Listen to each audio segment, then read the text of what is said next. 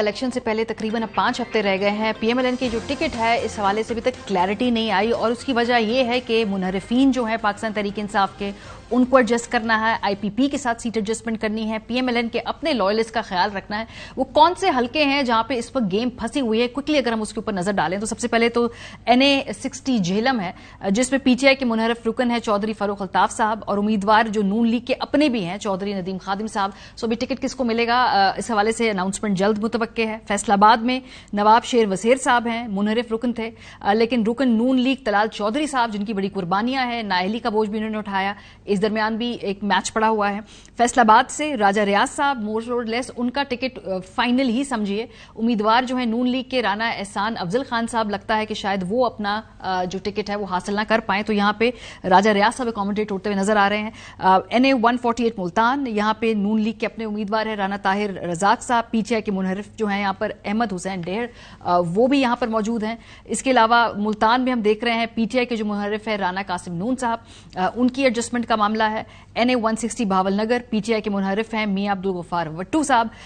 NA166 Bahawalpur, यहां पर भी मैच फंसा हुआ है। मलिक मोहम्मद इकबाल साहब और समीउल हुसन गिलानी के दरमियान एक पीटीआई के मुनहरिफ हैं, एक उम्मीदवार है नून लीग के अपने। पीटीआई के एक और मुनहरिफ जो कि NA177 मुजफ्फरगढ़ से मखतूम बासित बुखारी साहब जो हैं, इनका जो मामला है इसका फैसला सामने आना है। इसके अलावा NA178 से पीटीआई के जो मुनहरिफीन हैं उनको एडजस्ट करना है, यहाँ पर ये फैसला क्या सामने आएगा।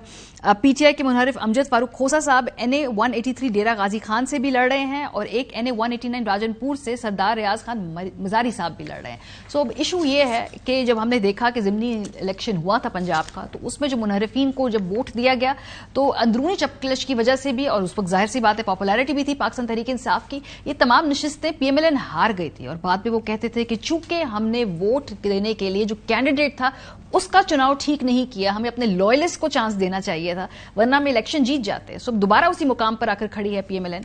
और अभी टिकट्स का मामला क्या है, आईपीपी के साथ सीट एडजस्टमेंट के इश्यूज कहां तक पहुंचे, Naeem Ashraf Bhatt sahab head of investigation cell ARY news हमारे साथ मौजूद है।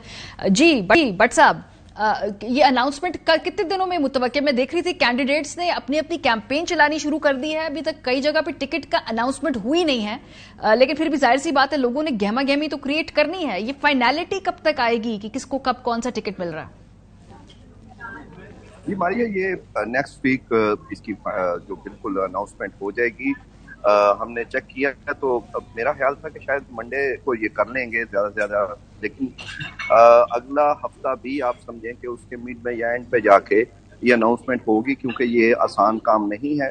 आईपीपी से तो शायद जो 5 NA की और 11 पीपी की सीटें हैं उसमें शायद इनका इम्कान है और काफ़ी हद तक इत्तेफाक हुआ है, लेकिन असल जो मामला फंसा है वो MKM के साथ है। और सिंध में जो दूसरी जमातें हैं, GDA है, इसी तरह कहीं पे JUI से भी उन्होंने एडजस्टमेंट करनी है, तो वो एक जो कहने के इकट्ठे करना चाहते हैं, तो वहां पर अभी थोड़े से मसाइल हैं। जैसे 242 है कराची का, वहाँ शहबाज शरीफ हैं और मुशफ़ाक़ कमाल MKM के, वो अपनी जगह दोनों जो हैं वो खड़े हैं। तो ज्यादातर लोगों का ख्याल नून लीग का यही है कि शहबाज शरीफ पर वो राजी हो जाएंगे, लेकिन MKM को पूछते हैं तो वो कहते हैं नहीं जी मुशफ़ाक़ कमाल। तो IPP या मुनहरफ अरकान का उतना ज्यादा नहीं है, उनमें वो सेटिंग कर ली है उन्होंने ऑलमोस्ट। एक दो जगहों पे मुनहरफ अरकान जैसे तलाल चौधरी और नवाब शेर वसीर है, इनका है पुराना चल रहा है, अभी भी ये फैसला नवाज शरीफ ने करना है। लेकिन काफी जगहों पे इतना मसला पंजाब में जो है वो नहीं है, एडजस्टमेंट हो रही है। काफ लीग के भी जो बड़े बड़े वो कह रहे थे कि हमें इतनी सीटें, लेकिन उनके वो वही हैं 2 NA की और नीचे 3 मिल जाएंगी। लेकिन इशू असल में जो है वो इस वक्त MKM के साथ ज्यादा है, और वो जब हो जाएगा तो इन्होंने करना है। और राना मशहूर शायद 1-2 रोज में वो कराची जाएंगे भी, और शायद उनके जाने के बाद फिर मजीद जो आपस में इनका तय होगा।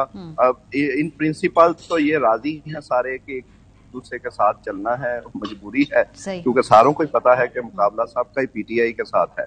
एक तरफ अकेली PTI है और ये सारे इकट्ठे हो रहे हैं। लेकिन इसके बावजूद आप इससे अंदाजा कर लें कि जो अभी इनके इतने मसाइल और सारा कुछ है, तो ये हुकूमत में आके कैसे ये चलेगा इनका मामला, और वो जो चूचू का मुरब्बा बनना है, ये नेशनल हुकूमत जो भी उसको नाम दें, तो वो कैसे होगा। और मुझे लगता है कि वही जो पीछे इत्तेहादी हुकूमत थी और बाद में इन्होंने कहना कि जी क्योंकि इत्तेहादी थी हमारे से कुछ हुआ नहीं है, तो अब भी मामला ऐसे ही हैं।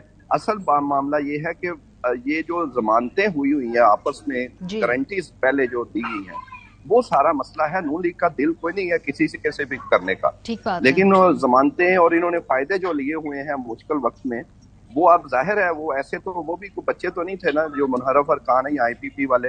अब IPP का आप देखें कि जो जिनके साथ एडजस्टमेंट नहीं होनी, वो कहते हैं हम आजाद फिर लड़ेंगे पर IPP की टिकट भी नहीं लेंगे। काफी खिचड़ी पकेगी और जो शायद नून लीग के लोगों को वोट ना मिले या टिकट ना मिले वो भी खड़े हो जाएं, तो भी काफी मामला में क्लैरिटी है। इलेक्शन वाले दिन देखेंगे कि नून लीग के वोटर का दिल किसके साथ है और वो किस कैंडिडेट को वोट देगा।